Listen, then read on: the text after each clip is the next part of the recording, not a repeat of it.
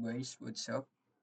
This is our finals of our coding in doing HTML and CSS with short JavaScript website, and we will look the output of our input coding.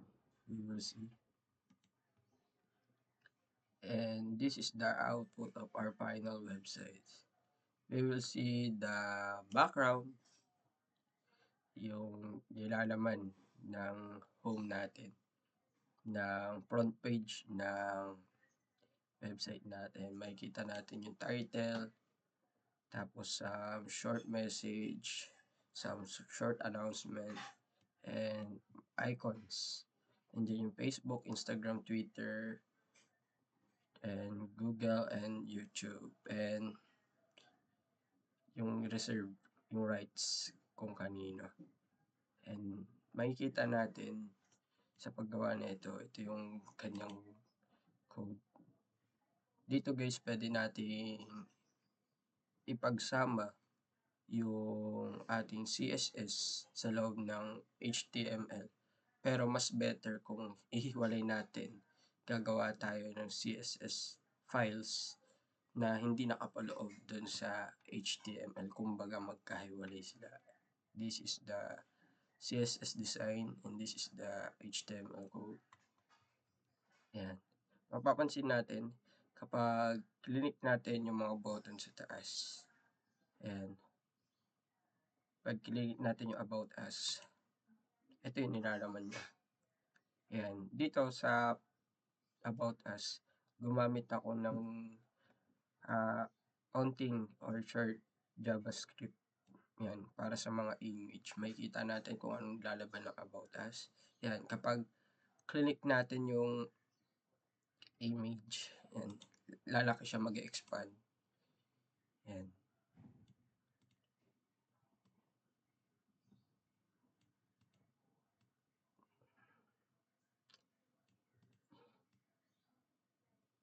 And next, ito yung nilalaman ng About Us. Kapag click naman natin yung name ng website natin sa taas, magbabalik siya sa home kahit hindi mo i-click yung home. Yan.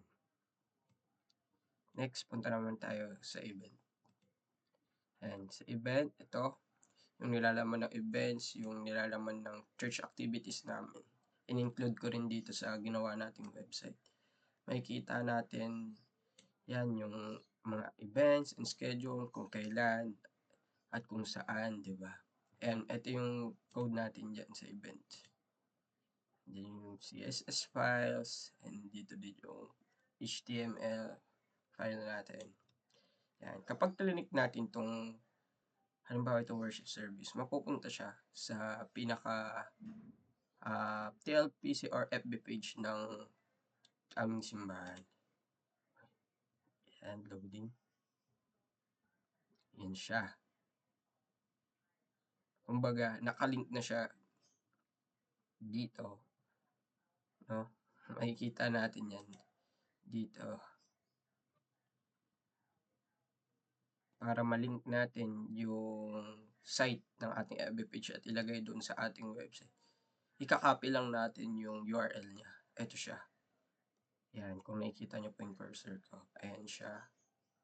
Yan. Yan, balik tayo. Yan, dito na tayo. Ayan, balik lang ulit tayo doon. Same din, dito, naka-include yung, kapag click natin yung dalawa, pupunta yan dun sa FB page ng aming simbahan. And next, makikita natin yung contact. And contact, wow. Diba? Nandito yung pwede mong malaman kung sino yung kukontakin mo. Pwede ka rin mag-inquire about sa mga katanungan mo. Diba? Ay malalaman mo rin yung mga sagot sa pamamagitan ng mga account na narito. Ayan, makikita natin ulit yung FB page ng aming simbahan. And syempre, ako, yan, isa sa media leader ng aming simbahan. Makikita rin natin na kapag click natin to, mapupunta dun sa personal kong account. Ayan. Pwede nyo akong i-message. And next, ito, yung TLPC Media. Kumbaga, mapupunta siya doon sa Instagram account ng aming church.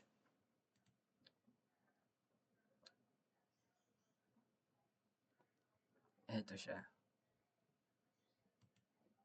And next, yan. Balik tayo sa home.